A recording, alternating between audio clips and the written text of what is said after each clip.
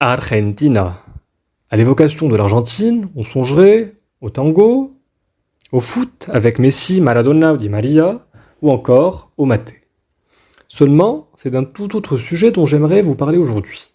L'an dernier, le président argentin, Alberto Fernández, faisait polémique avec sa citation Los brasileros salen de la selva, los mexicanos vienen de los indios, pero nosotros los argentinos llegamos de los barcos. Une prétendue citation d'Octavio Paz. Le président argentin a certes choqué, aussi bien en Argentine qu'ailleurs. Mais c'est en réalité une image bien ancrée dans le pays. À cet égard, l'historien argentin, Ezequiel Adamowski, entre autres, a particulièrement bien étudié cette question. Alors, essayons de décortiquer ensemble. Mythe, réalité, tout en gardant à l'esprit le caractère relatif de la réalité. Alors bien entendu, il convient de situer tout ça d'un point de vue historique. Il faut effectivement savoir que les élites argentines ont dès le XIXe siècle, c'est-à-dire dès le lendemain de l'indépendance, mis en avant l'idée de nation blanche et européenne. Ainsi, Bartolomé Mitre ou encore Domingo Faustino Sarmiento. Ces propos ont été naturellement renforcés par les grandes migrations en provenance d'Europe, comme on aura l'occasion de le détailler un petit peu plus tard. Ça a un petit peu légitimé cette idée. Le second recensement de la République argentine en 1895 souligne quant à lui que la question des races, qui est très importante aux États-Unis, n'existe pas vraiment en Argentine, dans la mesure où la population de ce pays sera bientôt unifiée et formera une belle race blanche, résultat de toutes les nations européennes qui s'y sont interpénétrées. Sachons aussi que l'Argentine se distingue sur ce point par rapport à d'autres pays d'Amérique latine, où le caractère métissé a été souligné et même assumé. En effet, il faut savoir que toute l'Amérique latine, du Mexique au Chili, est caractérisée par une composante génétique tri-raciale, c'est-à-dire un fond indigène local, différencié selon les régions, sur lequel s'est greffé l'apport des colons européens à partir du XVIe siècle et celui des esclaves africains. Seules les proportions diffèrent d'une région à l'autre. Un autre élément frappant est la symétrie sexuelle. Dans la mesure où les Argentins, comme du moins une bonne majorité des latino-américains, descendent d'un point de vue maternel de femmes indigènes, tandis que les lignées matrilinéaires sont essentiellement européennes. Elles le sont même hégémoniquement à certains points, notamment à Buenos Aires, où la proportion atteint même les 96%. Ce schéma est également valable pour d'autres pays d'Amérique latine, d'où l'expression mexicaine « la chingada », « hijo de la chingada », la violée, la femme indigène violée, ou tout simplement qui copule avec le colon blanc. Alors, une des particularités de l'Argentine, c'est effectivement l'importance des flux européens, principalement italiens, et pas uniquement. On a également souligné l'arrivée de Français, d'Allemands. Cet apport donne un faciès plus européen à l'Argentine, bien que ce ne soit pas le propre du pays. L'Uruguay, le Brésil, le Chili, voire la Colombie ou le Mexique ont également été concernés par cette émigration italienne. Seulement, l'Argentine est le deuxième pays ayant reçu le plus d'émigrés italiens après les États-Unis. Une petite mise en garde quand même, cette émigration, si elle a concerné tout le pays, elle a eu un impact quand même plus important dans le Grand Buenos Aires. Et c'est précisément cette région qui a servi de référence à l'élaboration de l'argentinité après l'indépendance. Être argentin, c'est avant tout ressembler aux Européens, aux descendants d'Européens de la capitale et de sa région. Ça en est donc suivi un mimétisme des autres régions, notamment encouragé par la peur de l'exclusion. Il faut aussi dire que des efforts ont été déployés pour occulter les réalités métisses des autres régions. Notons également, à leur décharge, que c'est également la région la plus peuplée, et donc la plus visible, d'où le maintien de ce mythe de l'Argentine blanche. Alors génétiquement, tout d'abord, rappelons qu'il y a 3 moyens d'appréhender et d'approcher le patrimoine génétique d'une population.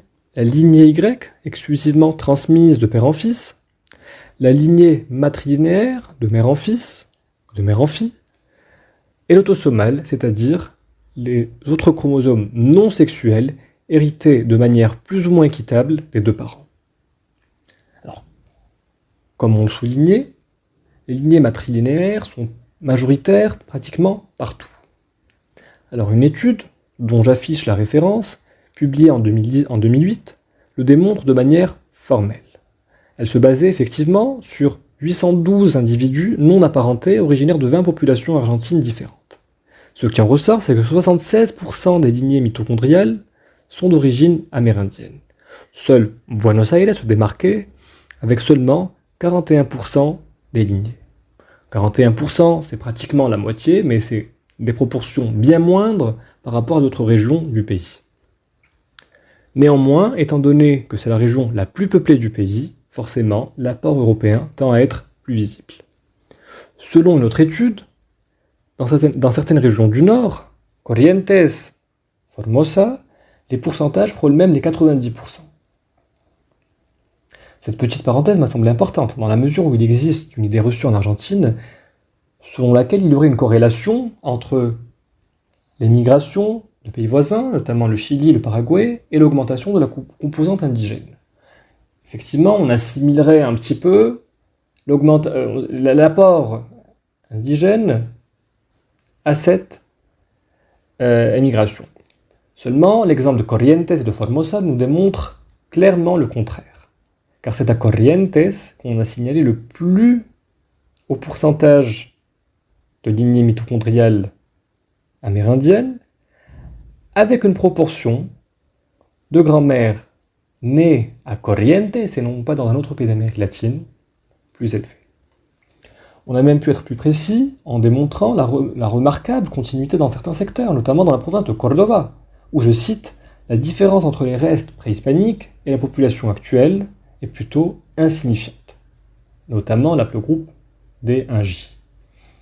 Alors, même si la population argentine comporte également des composantes un petit peu plus septentrionales, c'est-à-dire issues de populations amérindiennes qui viendraient du nord, donc notamment l'Équateur ou des Andes, parvenues en Argentine le plus souvent à l'ère précolombienne. Ce qui confirme, une fois de plus, cette asymétrie. Des lignées mitochondriales amérindiennes comme des lignées patrilinéaires européennes, comme on aura l'occasion de le voir dans un petit moment. A noter qu'il existe également une composante afro-argentine dont on n'a pratiquement pas parlé. Elle reste bien entendu faible comparativement aux pays voisins, sans être totalement négligeable. Elle dépasse même les 7% dans la province de Córdoba, historiquement connue pour l'importance numérique des esclaves en provenance d'Afrique. Et culturellement, le fameux tango aurait des origines africaines. Je vous renvoie d'ailleurs vers cette vidéo. Alors, les lignées patrilinéaires, en revanche, nous le disions, sont très largement hégémoniques. Excusez le pléonasme. Et cela dans la très grande majorité des régions. La même étude faisait état de 92% de lignées européennes en moyenne, 7% de lignées amérindiennes, principalement cantonnées aux régions où se maintiennent encore des communautés natives, et 1% de lignées africaines. La proportion à Buenos Aires avoisine les 2%, à peine plus pour Corrientes ou Formosa, où les lignées mitochondriales atteignaient quand même la barre des 90%. Mais en réalité, les lignées patrilinéaires amérindiennes ne sont réellement importantes que dans les communautés isolées, bien qu'elles ne soient pas non plus hégémoniques. À San Salvador de Jujuy, notamment, la proportion avoisine les 64%. L'autosomale. L'autosomale, nous l'avons vu, c'est l'ADN hérité plus ou moins équitablement des deux parents, donc à travers les chromosomes non sexuels. Il reste variable selon les régions. Ce qu'on remarque, c'est que certains individus n'ont pas de composante africaine, mais la très grande majorité possédait une ascendance amérindienne. Ce qui frappe également dans beaucoup de régions, notamment à Buenos Aires, c'est l'importance de la contribution européenne. Certains échantillons, effectivement, possédaient une composante européenne de manière quasi exclusive. On retiendra de manière un petit peu sommaire certaines estimations données par rapport à l'autosomale par certaines études. 65% d'Européens, 31% d'Amérindiens, encore 4% d'Africains. Alors en conclusion, nous avons fait un petit tour d'horizon par rapport à la composante génétique de la population argentine.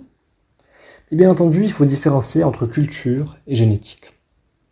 Alors il y a certes un déni de ces composantes, Il ne faut pas oublier que pour répondre à la problématique, qui était est-ce un mythe ou une réalité,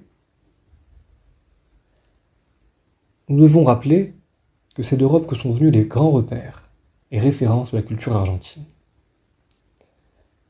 Quand bien même on aurait occulté ces composantes locales, on ne saurait oublier que la langue, la culture argentine sont principalement arrivées d'Europe. Et la langue est un facteur qui n'est jamais innocent. La langue véhicule des idées, une façon de penser, de concevoir le monde, de voir les choses. Et si ces composantes ont effectivement dû composer avec un fond local, notamment le maté, qui est une introduction amérindienne, ou encore africaine pour le tango, il n'empêche qu'elles sont absolument hégémoniques.